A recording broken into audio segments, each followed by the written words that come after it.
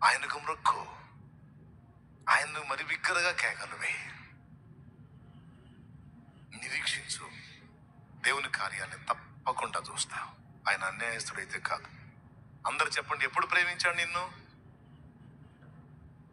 మంచిగా ఉన్నప్పుడా, చెడిపోయిన స్థితిలో ఉన్నప్పుడేనా? ఎంత ప్రేమించాడో.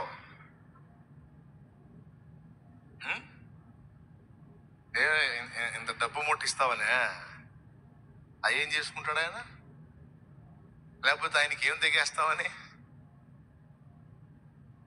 ఎందుకంటే ఆ చేతులతోనే నిన్ను నిర్మించుకున్నాడు గనక, ఆ చేతులతోనే నన్ను నిర్మించుకున్నాడు గనక, మనల్ని నిర్మించుకున్నాడు, మనల్ని కన్నాడు గనక అది కన్న ప్రేమ, అది మాతృ ప్రేమ, అది పితృ ప్రేమ. అందులో మార్పు ఉండదు. ప్రేమించడని మాత్రం అనుకోవద్దు, పట్టించుకోవడని మాత్రం అనుకోవద్దు. ఇక్కడ క్లియర్ గా కనపడుతుంది. దాటి వెళ్ళినట్టు ఉంటాడు, దాటిపోడు. దాటి వెళ్తున్నట్టు ఉంటాడు. గుడ్డివాడి దగ్గర కూడా అంతే. భర్తిమై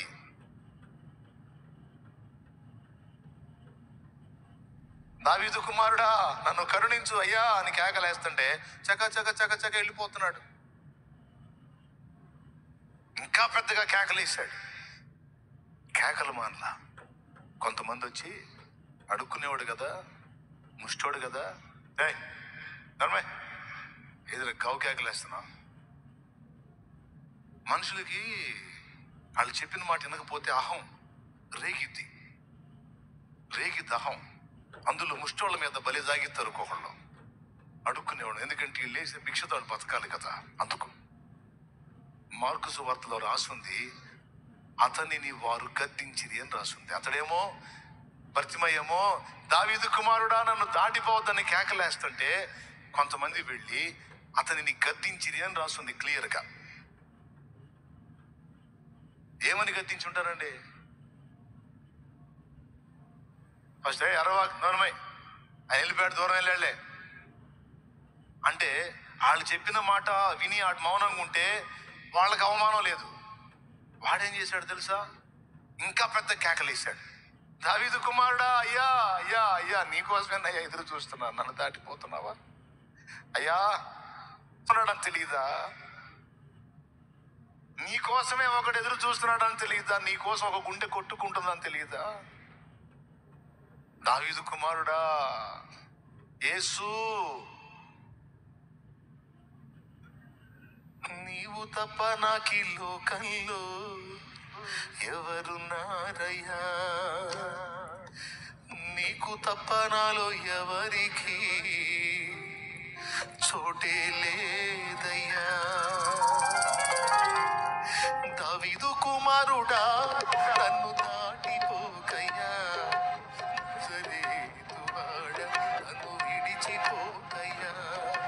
దావీదు కుమారుడా నన్ను దాటిపోకయ్యా, నజరేతువాడ నన్ను విడిచిపోకయ్యా. నీవు తప్ప నాకి లోకంలో ఎవరున్నారయ్యా, నీకు తప్ప నాలో ఎవరికి చోటే లేదయ్యా. దేవునికి మహిమ. వాళ్ళు కోపగించుకుంటున్నారు. ఇప్పుడు ఆయన పోతున్నాడు, ఆడి బాధ ఏదో ఆడు అరుచుకుంటున్నాడు. వీళ్ళకి వచ్చిన బాధ ఏందండి? గద్దించారంటే. ఎందుకంటే పరువు పోయింది. వీళ్ళు నోరు ముయ్యమన్నప్పుడు ఆడు ముయ్యలా, వీళ్ళ అహం దెబ్బతింది. మీకు అర్థమైందా? చిన్నపిల్లల్ని కూడా మీరు గమనించండి. తండ్రులు ఒక్కోసారి అహానికి పోతారు. వాడిని రే నోర్మై అంటారు, వాడు ముయ్యడు ఇంకొంచెం పెద్దగా ఏడుస్తాడు. అప్పుడు ఇతను అహం దెబ్బతింటది. ముయ్యమంటే ముయ్యో అని కొడతాడు. ఎందుకు? వాడు నోరు మూస్తే ఈయన మనగాడు, ముయ్యకపోతే ఎదవైపోయాడు. ఏమన్నా అర్థమైందా నేను చెప్పింది? వాళ్ళు నోరు ముయ్యమన్నప్పుడు అతను మూసినట్లయితే వాళ్ళు మనగాళ్ళు. కానీ అతని బాధలు వాళ్ళకేం తెలుసు? వాళ్ళ కళ్ళు పోతాయి కదా, వాళ్ళకి అర్థమయ్యేది. కేకలేస్తున్నాడు, మొత్తుకొని గోలగోలు చేస్తున్నాడు. ఏమి వినిపించుకున్నాడు, చక చక చక చక వెళ్ళిపోతున్నాడు. అయ్యా ఏందయ్యా ఇంతమంది జనం పోతున్నారు ఏందయ్యా అంటే, నీకు తెలియదా నజరేయుడు యేసు ఈ మార్గాన పోతున్నాడు. అయ్యా యేసు, నజరేయుడు యేసు. వేసాడు కేక. అయ్యా ఎంత దూరం వెళ్ళాడయ్యా? చాలా దూరం వెళ్ళాడా? దగ్గరలోనే ఉన్నాడంటే దూరం వెళ్ళిపోయాడయ్యా. ఆ కేక అందడా వేసాడు కేక. దావీదు కుమారుడా నన్ను కరుణించు, దావీదు కుమారుడా నన్ను పెద్ద పెద్ద పెద్ద పెద్ద కేకలు వేసాడు. వాళ్ళు వచ్చి గద్దించారు. ఆయన ఎక్కడో వెళ్ళి చాలా దూరం వెళ్ళాడు, నువ్వు ఇక్కడ కేకలు ఎత్తున్నా. అబ్బా సోది, వాళ్ళకి సోది, వంది ఆర్తత్వని. నీకేం తెలుసురా నా బతుకు? వాని బాధ వాడిని వినిపించుకున్నట్టు వెళ్తున్నాడు, చక్క చక్క చక్క చక్క వెళ్తున్నాడు. కేకలాపలా అస్తానే ఉన్నాడు. నీ కేకలు ఆగకూడదు. దేవుని సమాధానం నీవు పొందినంత వరకు నీ కేకలు ఆగకూడదు. దేవునికి స్తోత్రం కలుగును గాక. ఇంట్లో వాళ్ళ మీద కేకలేయొద్దు, మనుషుల మీద కేకలేయొద్దు, మనుషుల ముందుకు పోయి కేకలేయొద్దు. కొంతమందికి పరిస్థితులు మారక, ఒక దరి తిన్ను దొరక్క ఇంట్లో వాళ్ళ మీద కేకలేసి ఒకళ్ళ మీద ఒకళ్ళు కేకలేసుకుంటుంటారు. ఈ కేకలు వేస్ట్. నువ్వు తేడా, నీ దరిద్రమే, నీ కొంప నువ్వే మా కొంపగా శనిలాగా పట్టావు, నువ్వు అట్ట దరిద్రం, నువ్వు ఇట్ట దరిద్రం అని ఒకళ్ళ మీద ఒకళ్ళు కేకలు వేసుకోవద్దు. ఎవరికి వాళ్ళు వ్యక్తిగతంగా ఆయన వైపు తిరిగి ఆయనను కేక వేయండి. ఆయనను కేక వేసి ఆయనను నిలయండి. ఆయన ఆపటం చేయండి. ఆపినాయి అట్లా పోతాడు గాని పట్టించుకోనట్టు ఎట్లా పోతాడమ్మా? వీళ్ళు వచ్చి అతన్ని గద్దించకపోతే చాలా మంది కళ్ళు తెరిచాడు, ఏసు పోతున్నాడు, ఇది మనోరు కళ్ళు లేనోట, ఇది గుడ్డోడు పాప అయ్యో అని ఆయన వెంట పరిగెత్తాలి కదా. ఎవడండి సాయం చేసేది? ఎవరికండి పట్టేది? ఎవరికండి మన కన్నీళ్ళు ఇంపుగా ఉండేది? ఎవరికండి మన కన్నీళ్లు చూసి గుండె గదిలేది? విసుగు.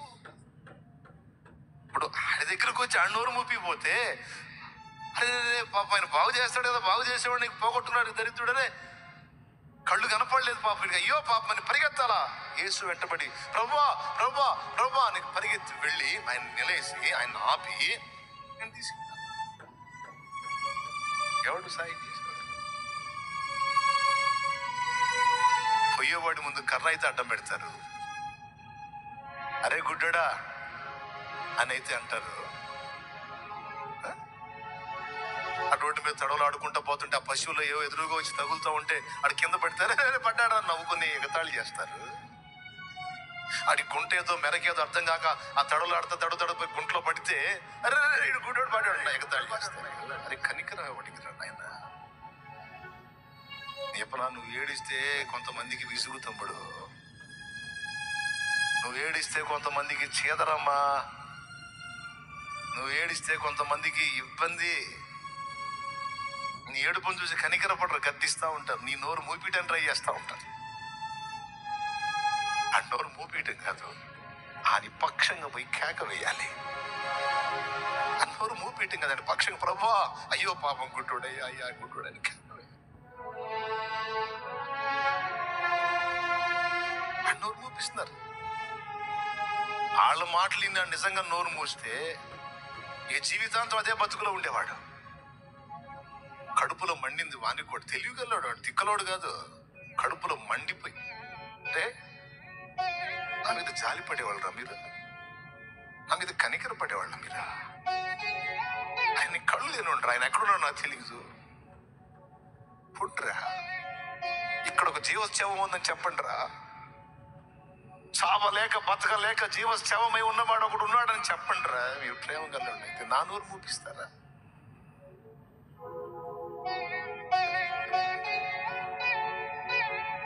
ప్రేమ బిడ్డవారా,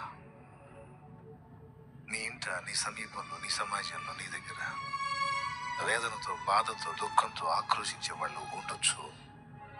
వాళ్ళ నోళ్ళు మూపిస్తున్నావా? లేదా వాళ్ళ పక్షంగా పోయి ప్రభువా వాళ్ళు దీనులు ప్రభు అంటున్నావా? నువ్వు ఏ ప్లేస్ తీసుకున్నావు? నువ్వు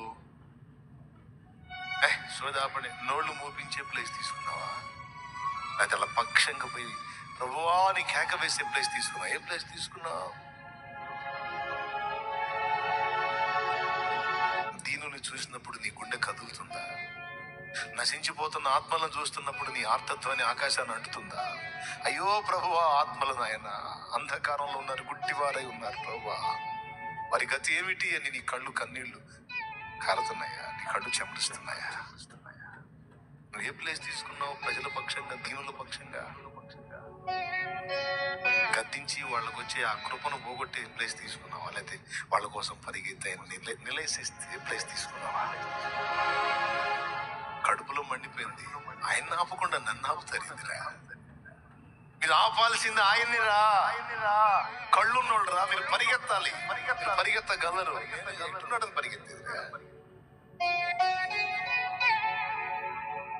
ఇవన్నీ ఆయనకి తెలుసు.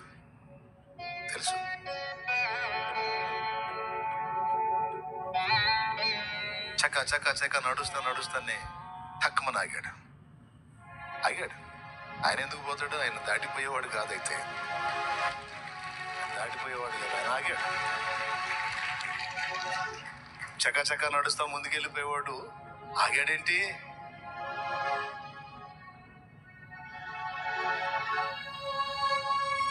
ఎప్పుడైతే ప్రభు ఆగాడో, ఆగి ఏం చేశాడు తెలుసా? యేసయ్య ఆగి ఏం చేశాడు తెలుసా? వాణిని నా యొద్దకు తీసుకున్నాడు అన్నాడు. అప్పుడు పోయి అంటున్నారు, అప్పుడు పోయి ఏమంటున్నారు చూడు, చదువున్నాను ఒకసారి, చదువున్నానా? ధైర్యము తెచ్చుకును. అబ్బాబాబాబాబాబాబా, ఎంత ఓదార్పు! ఎప్పుడు? అప్పుడు మళ్ళా జాలి గొలిపే మాటలు మాట్లాడుతున్నారు. జాలి గొలిపే మాట. ధైర్యం తెచ్చుకోయ్యా, ఆయన నిన్ను పిలుచుచున్నాడు లెమ్మని వానితో. ఆయన నిన్ను పిలుచుచున్నాడు, ధైర్యం తెచ్చుకోయ్యా. ఇప్పటిదాకా నోరు మూయమని గద్దిస్తారు కదరా, ఇప్పుడేంది వెంటనే ఓదార్పుకు మొదలు పెట్టారు? అది మనుషుల తత్వం, అది మనుషుల నేచర్. అది వాళ్ళు చెప్పే ధైర్యం మాటలు కూడా బట్టి, ధైర్యం తెచ్చుకోను, మీ మాటలు వద్దురా నాయన, నాకు మీకు దండం పెడతాను, నన్ను తీసుకెళ్ళండి ఆయన దగ్గరికి. మీ గద్దింపులు వద్దు, మీ ఓదార్పులు వద్దు, ఆయన దగ్గర తీసుకెళ్ళండి. వెళ్ళి నిలబడితే చెప్పు, నేను నీకేం చేయకూర్చున్నావు? ప్రభువా, ఈ రెండు కళ్ళు లేవు, అంధకారంలో బ్రతుకుతున్నాను, చావలేక బ్రతకలేక జీవోత్సవమై ఉన్నాను, శాపాన్ని అనుభవిస్తున్నాను, నాకు దృష్టి ప్రసాదించు. ఇంకా నేనేమి వేరే ఆశించట్లేదు, నా కళ్ళు బాగు, నాకు అవసరమైన నీవు కోరినట్టే నీకు అగును గాక. వెళ్ళు.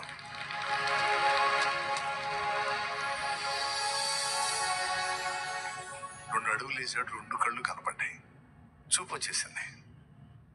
లేఖనం ఏం రాసినట్టే మార్కు సువార్తలో, అతడు ఆయన వెంబడి వెళ్ళినాం.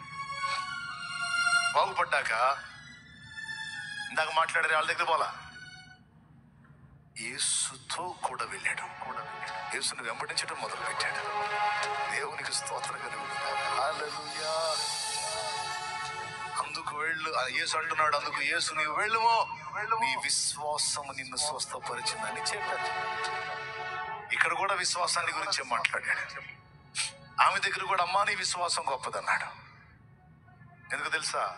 వాళ్ళ పట్టుదల, వాళ్ళ మొండితనం, ఎవరిని లక్ష్య పెట్టని, అవమానాలను లక్ష్య పెట్టని, వ్యతిరేక స్వరాలను లక్ష్య పెట్టని వారి విశ్వాసం, వారి మొండితనం ఆయనకు నచ్చింది. ఇక్కడ మెచ్చుకున్నాడు, అక్కడ మెచ్చుకున్నాడు. ఆయనకి హృదయాలు తెలుసు, మనుషులకి ఏం తెలుసు?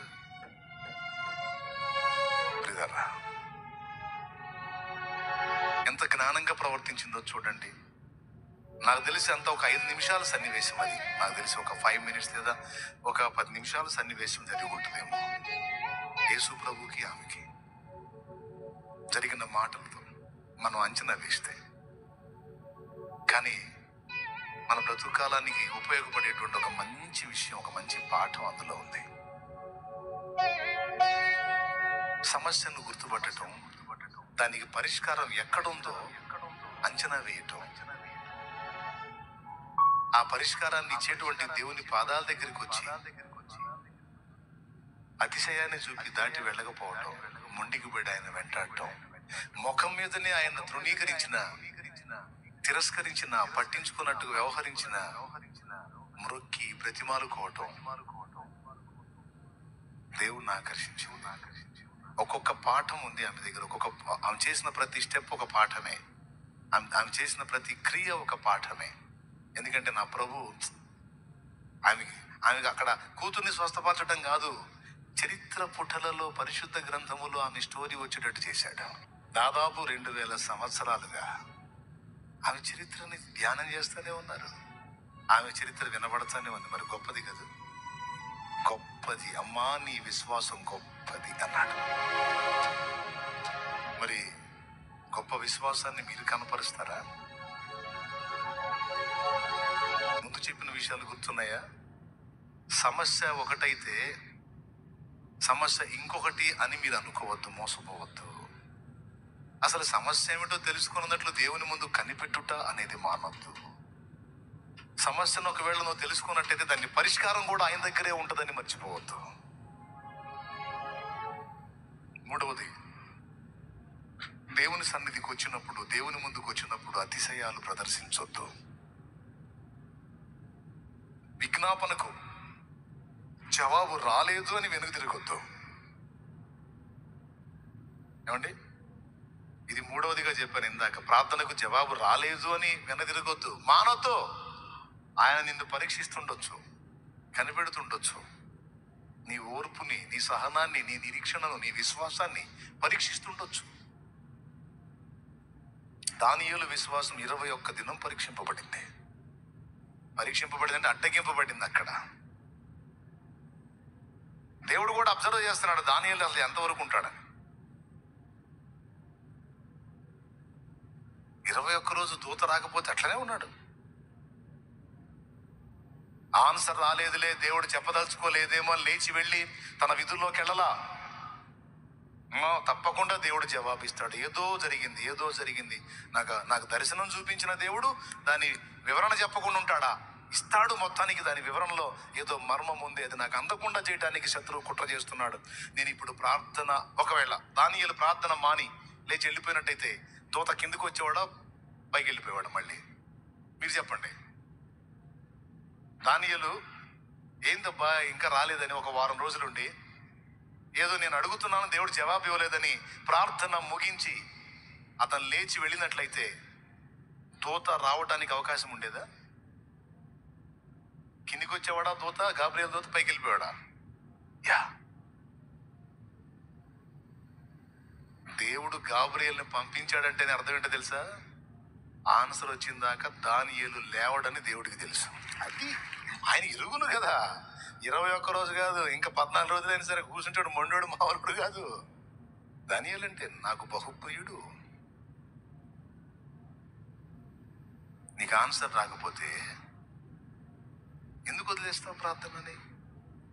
అలాగే చెప్తున్నాను, అన్ని విషయాల కోసం ప్రార్థన చేయటం ఉంది, ఒకే అంశం కోసం పోరాటం కూడా.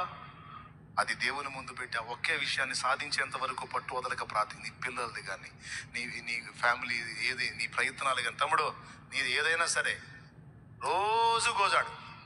ఇసుగు పుట్టాలి ఏసైకి. రోజు నాకు తెలియదు దాని సంగతి తేల్చని కూర్చో. ఖచ్చితంగా నీకు అటో ఇటో తేల్చకపోతే అప్పుడు అడుగు. ఆయన ఉన్నవాడు, ఆయన సజీవుడు, ప్రార్థనకు జవాబు ఇచ్చేవాడు.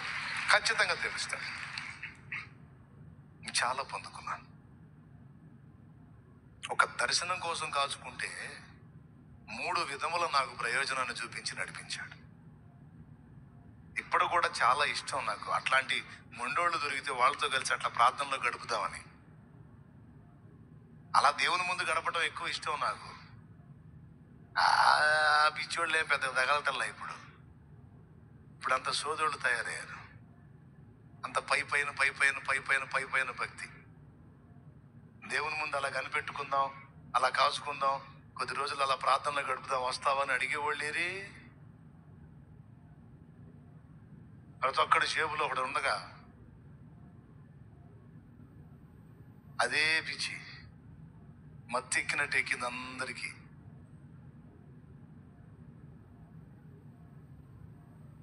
ఆలోచన చేయండి. ఇది రాత్రి వేళ చెప్పించాడు దేవుడు ఈ విషయాల్ని. తెల్లారేటప్పటికి మర్చిపోతారో, లేకపోతే హృదయంలో భద్రం చేసుకొని ఇక పోరాటం మొదలుపెట్టి ఈ రాత్రి నుంచే స్టార్ట్ చేస్తారో మీ ఇష్టం. ఈరోజు ఎందుకు చెప్పానంటే, ఇప్పుడు కాసేపటికి ఇక మీకు మంచి ఛాన్స్ వచ్చింది. ఈ నైట్ దేవునితో గోజాడుకునే ఛాన్స్, నీ సమస్యను దేవుని ముందు పెట్టే ఛాన్స్. ఈరోజు ఏ విషయాల కోసం నలుగుతున్నావో ఈ రోజు నుంచే ఆ అంశం కోసం ప్రార్థన చేయడానికి మొదలు పెట్టే ఛాన్స్. ఈరోజు దేవుడు నిన్ను దర్శించిన దాకా వదలొద్దు. ఆ భక్తిని సాధన చేయండి. జవాబు ఇచ్చిన దాకా వదలొద్దు. నా ప్రభు అనాలా, నా కుమారి నీ విశ్వాసం గొప్పదిరా తల్లి అనాలా. నా కుమారుడా నీ విశ్వాసం గొప్పది అనిపించుకుందామా? అలా సిద్ధపడదామా? చాలు, ఇక పెద్ద మ్యాటర్ ఏం అవసరం. కృప మనకు తోడై ఉండును గాక. ఆయన నిన్ను పిచ్చిగా ప్రేమిస్తున్నాడు. ఎట్ట ప్రేమిస్తున్నాడు? పిచ్చిగా ప్రేమిస్తున్నాడు. ఏం ప్రేమియటమో ఏమో, అంతసేపు ప్రేమిస్తే మరి అప్పులు తీసేయచ్చుగా. అల్లాడిపోతుంటే కాదన్న వడ్డీలు గట్లే సత్తుంటే అంత ప్రేమించోడి రోగం తీసేయచ్చుగా. యాడికి పోయిన అదే రోగం అంటున్నారు. ఇది తీసేయచ్చు కన్నా. అంతసేపు నన్ను ప్రేమిస్తే ఆ తాగుబోతాడు మార్చవచ్చుగా. రోజు సాగుకొడుతున్నాడు నన్ను. డౌట్లు. అంతసేపు ప్రేమిస్తే మరి మరి మా ఆయనకు ఉద్యోగం ఇప్పించవచ్చుగా అల్లాడిపోతుంటే అని ఎవరు డౌట్లు వాళ్ళకు ఉంటాయి. ఇది కూడా గుర్తుపెట్టుకోండి. లాస్ట్ మాట, ఆయన నిన్ను పిచ్చిగా ప్రేమిస్తున్నాడు అన్నది నిజం. ప్రేమిస్తున్నాడు గనుకనే పరిస్థితులన్నిటినీ నీ మేలు కొరకే కలిపి రప్పిస్తున్నాడు. నువ్వు సేవకుడివైనా, విశ్వాసివైనా, పరిచారకుడివైనా, పరిచారకురాలివైనా, నువ్వు ఆయన కొడుకువి, కూతురువి కనుక నీకు అనుభవ జ్ఞానం కోసం, శిక్షణ కోసం కొన్ని పరిస్థితులు కావాలని నీ జీవితంలోకి అనుమతిస్తున్నాడు ఆయన మహాజ్ఞానంతో. నేను చెప్తున్నా, ఈరోజు నువ్వు పీడించబడి వేధించబడేటువంటి ప్రతి శ్రమ భవిష్యత్తులో నీకు ఒక ఆశీర్వాద కారణం కాకపోతే అప్పుడు అడుగు. ఈరోజు నలిగిపోతున్నావు కదా నువ్వు, ఒకనాడు వాటిని తలంచుకొని ఆ రోజు ఆ నలుగుడు నాకు లేకపోతే అమ్మో నేను ఏమైపోయేదన్నో, ఏమైపోయేవాడినో. దేవుడు నన్ను అలా చెక్కటం నాకు చాలా ఉపయోగమైంది. ఈరోజు నేను నంబర్ 1 పొజిషన్లో ఉన్నానని నువ్వు చెప్పకపోతే అప్పుడు అడుగు. ఎందుకంటే దానికి నేనే సాక్షిని. ఈరోజు షాలేం రాజు అనే వాళ్ళ లైఫ్ చూసి మీరు ఎలా ఫీల్ అవుతారండి? వాళ్ళు అంటే దరిద్రుడు ఇంకొకళ్ళు లేడు అనుకుంటారా? లేకపోతే షాలేం రాజు అన్నకి మంచి బెస్ట్ లైఫ్, ఆశీర్వాదకరమైన జీవితం అంటారా? ఫైనల్గా ఒక మొక్కలు చెప్పండి మీరు. ఆశీర్వాదకరమైన జీవితం అంటారా, ఏడిచాళ్ళు అంటారా? ఎంతమంది అనుకుంటారా? అట్లా చేతులు ఎత్తండి. Start your breakfast the right way with Luzine bread. For adventurous kids beaming with enthusiasm. Luzine milk bread, equal to the calcium intake of a glass of milk. A slice for every story. చేతులు ఎత్తండి. అలాగనే ఉంచండి. చేతులు దించబాకండి, అలానే ఉంచండి. మీరందరూ ఇలా చేతులు ఎత్తారు. మా అమ్మ ఏమన్నా తెలుసా? నా దెబ్బకి అన్ని లారీలు వస్తున్నాయి, ఒకటన్నా తగలట్లేదు ఎందుకు నీకంది. అమ్మ, అరే ఆ రోడ్డు మీద అన్ని లారీలు వస్తున్నాయి, ఒకటన్నా తగలట్లేదు ఎందుకు నీకు అంటే ఎంత విసిగిస్తే. అవునా? అలాంటి వాడిని పట్టుకున్నాడు. నన్ను పట్టుకొని ఒక రేంజ్లో తోమాడు. ఆ తోముతున్నప్పుడు ఆ తోముడు తట్టుకోలేక ఆయన దగ్గర పోయి కూర్చొని ఏకాంత ప్రార్థనలో, నాలాంటి వాడు బతకటం అవసరం అంటావా? నాలాంటి వాడు బతికి భూమి మీద బట్టగట్టి తిరగటం అవసరం అంటావా? నా అంతటి నేను చేస్తే నరకం అంటున్నావు. నా ప్రాణం నువ్వే తీయొచ్చు కావా ఏదో కొంక పెట్టి, ఎందుకు నాకు ఈ బతుకు అని అడిగిన దినాలు ఉన్నాయి.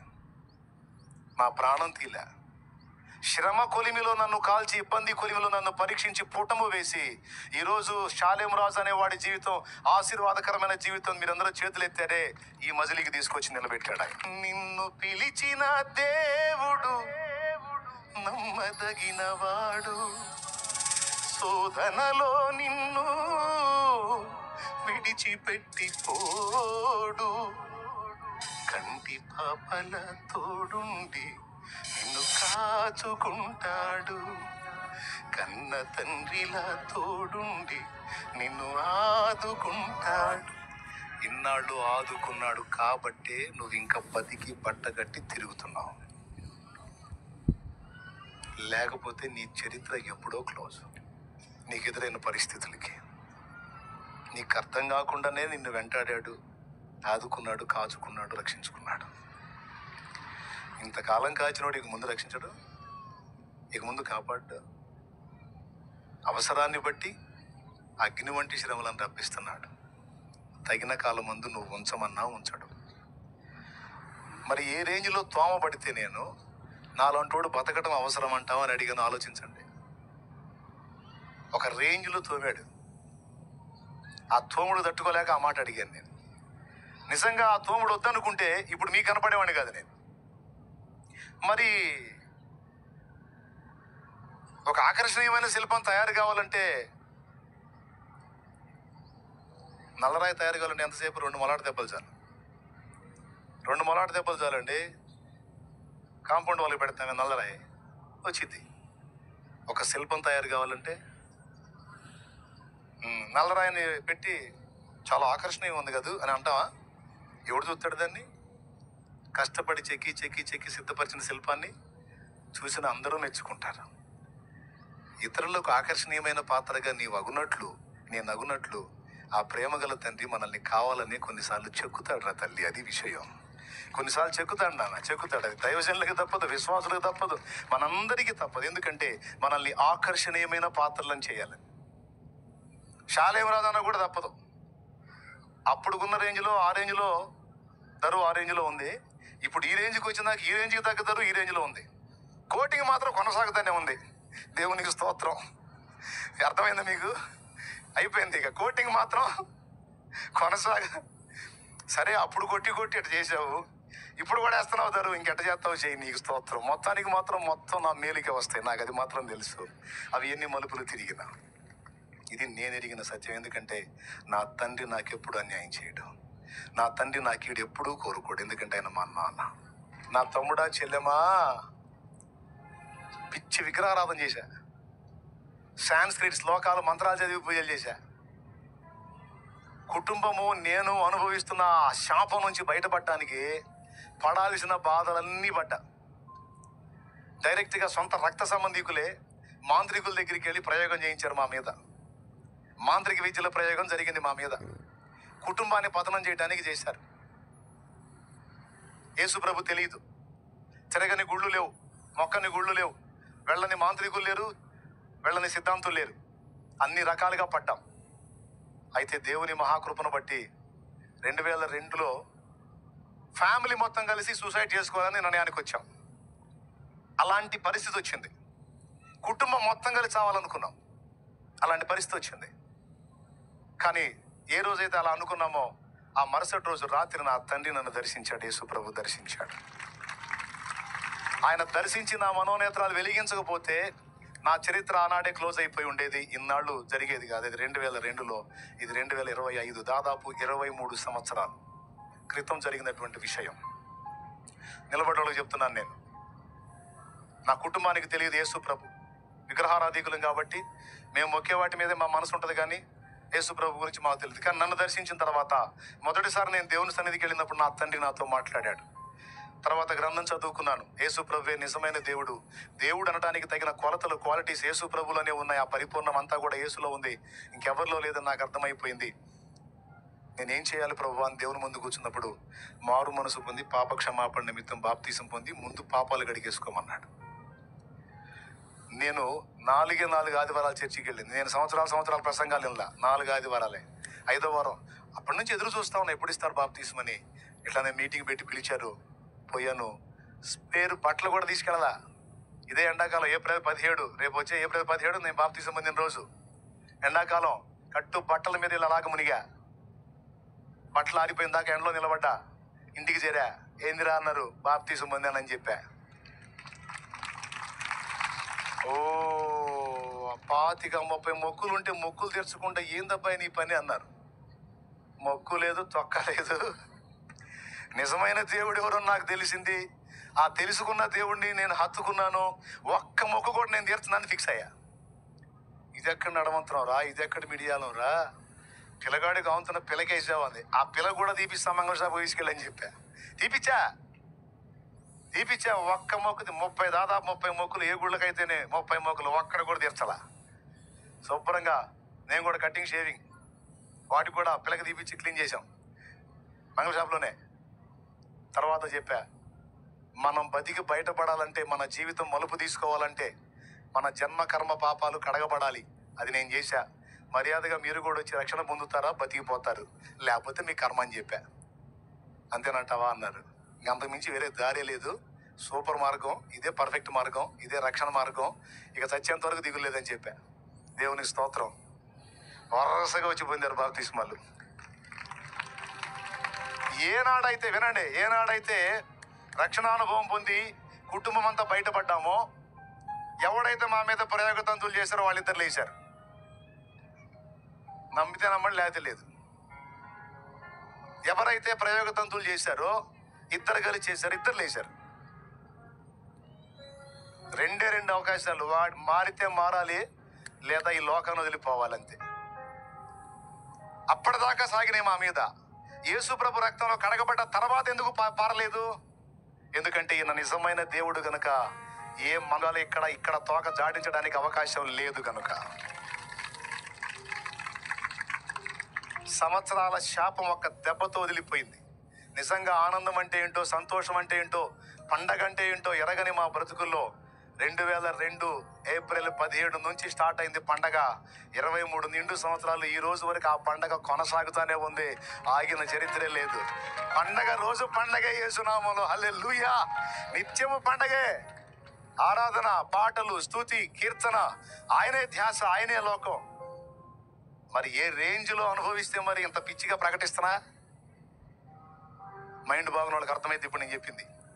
కాబట్టి మీ శాపాల్లోంచి బయటపడి నిత్య జీవం చేరాలన్నా, భూమి మీద ఉన్న దినాలు ప్రాణమునకు నెమ్మది, శరీరమునకు ఆరోగ్యం, మనసుకు శాంతి, ఆత్మకు రక్షణ కావాలన్నా యేసు ప్రభు ఒక్కడే మార్గం.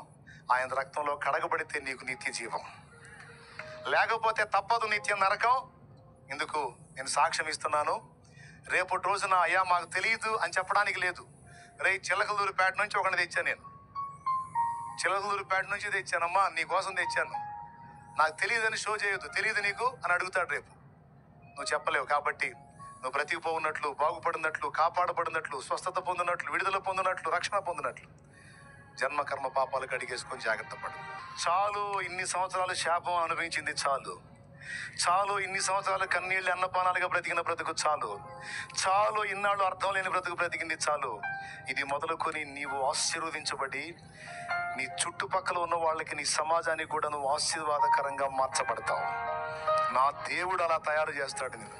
నా బ్రతుకుని అలా చేసిన దేవుడు నీ జీవితాన్ని కూడా అలా మార్చగల సమర్థుడు. ఆయనకు మహిమ కలుగును.